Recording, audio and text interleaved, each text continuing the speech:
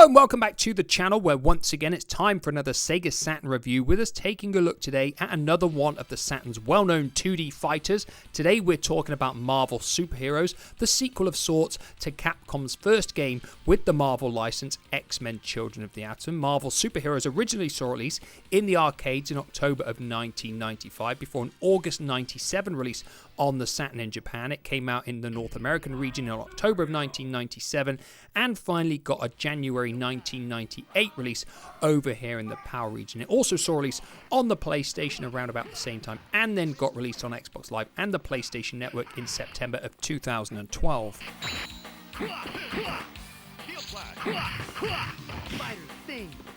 So if you are completely new to my channel or just simply new to one of my Saturn reviews, what I do is I talk about a game in terms of its visuals, its sound, its gameplay, its content and lifespan before deciding whether it's still worth playing today and ultimately if it's got the quality to get into our PAL Top 10 or our worldwide Saturn Top 10. Now currently I'm at 114 games if I'm not mistaken in my review series, so we've actually taken a look at quite a lot of the better games on the system. So Marvel Superheroes is going to have one heck of a challenge if it wants to break into either of our PAL or worldwide top 10s.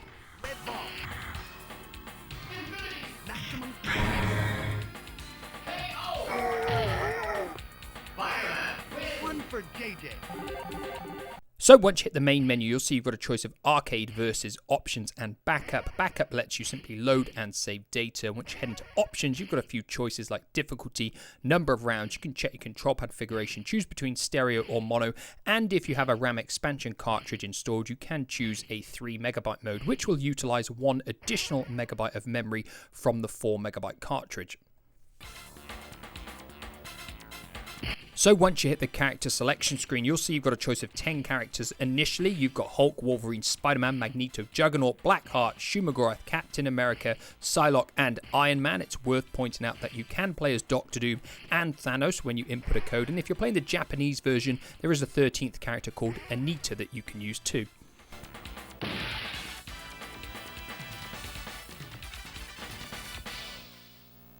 So like always, I'm going to start with visuals first, and Marvel Superheroes has pretty much improved upon its prequel of sorts, X-Men Children of the Atom, in pretty much every single way. The character models are more detailed, they are sharper, they look genuinely better in every single way. I think the animations in the game have improved as well, and the backgrounds are more detailed, and there is more going on. The color use is fantastic, as you would expect. The characters genuinely feel like they're going to burst out of the screen and come to life. I think it is a very, very good looking 2D fighting game as well. The performance is improved because the loading times aren't as long or as frequent as X-Men Children of the Atom. If you watched my review of that quite a long time ago, you will know that I commented on that saying that I felt it just had too many loading times, but thankfully they are improved in this game. I do feel overall Marvel Superheroes is just an improvement in pretty much every way over that game. Wolverine wins. Rookie.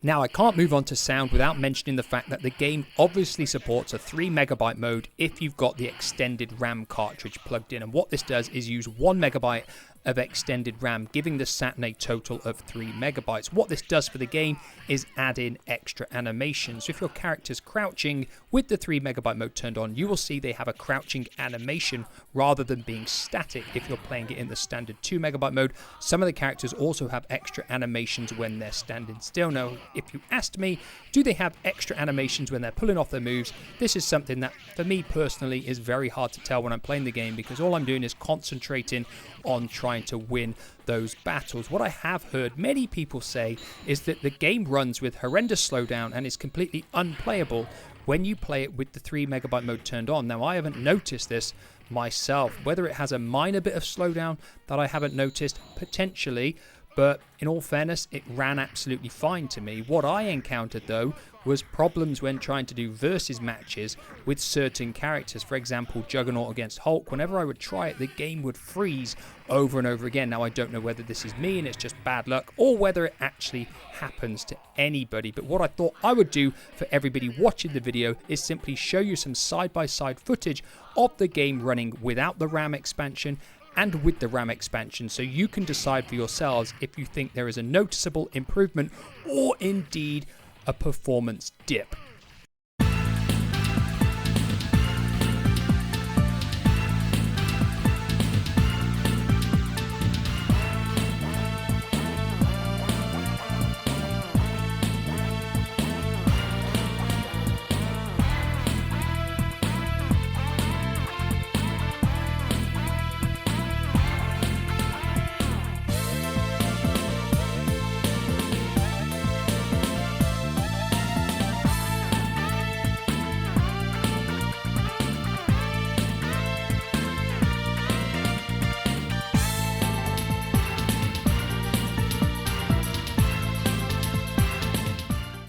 So moving on to sound effects and music next, and you can pretty much be guaranteed that when it's a Capcom fighting game, all of the sound effects within the battles are going to sound really good, and I feel Marvel Super Heroes is no exception here. It delivers exactly what I would expect of it. All of the hits, all of the special attacks, they sound fantastic as far as I'm concerned. The sound quality of the voice samples is probably similar to that of X-Men Children of the Atom, slightly muffled, not quite as crisp or as sharp as you would potentially like, but it does have a certain amount of charm to it as well. And in terms of music, I always say music is subjective. Everybody's got different tastes, but some of the tracks in Marvel Superheroes I think are genuinely really, really good. They've all got this superhero-esque feel to them, so they're actually really good to battle to. I don't think it's quite of the quality of something like one of the Virtua Fighter games, or perhaps Dead or Alive or Fighting Vipers. Some of the fighting games on the Saturn have got genuinely brilliant soundtracks from start to finish. I don't think Marvel Superheroes is quite up there, but it genuinely does have some really good tunes. So what I will do is what I always do and give you some examples.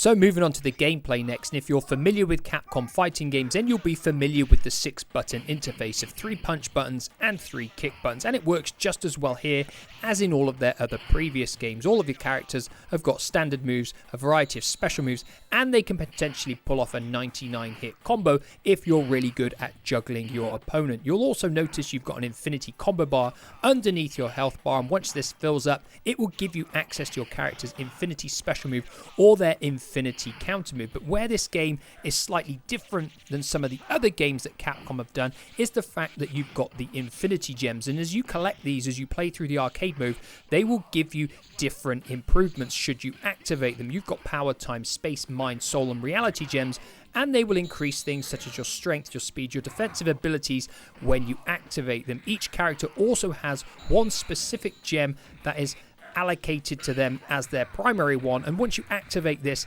it will pull off something more unique for that character, which will increase their capabilities. Overall, it's a really good playing game. It's got a little bit more to it than X-Men Children of the Atom, so I like that because I always like sequels to improve upon games previous in this series. I think the main thing, though, is the fact the gameplay in terms of its difficulty has much better balance to it than X-Men Children of the Atom. If you watched my review of that a few years ago now, I commented that it was one of the hardest 2D fighting games I've ever played in my life, and I couldn't actually even complete the game on the easiest difficulty without using one of the cheat codes. It was that difficult. Thankfully, Marvel Superheroes is much better in terms of its balance. You can put it on the easier difficulties and not really have too much trouble getting through from start to finish to witness your character's ending. And I think this is crucial for enjoyment of fighting games, especially for your more generic player who doesn't want to invest hours and hours and hours into mastering every single potential situation that you might be in a fighting game. So overall, in terms of gameplay, I think Marvel Superheroes performs very well.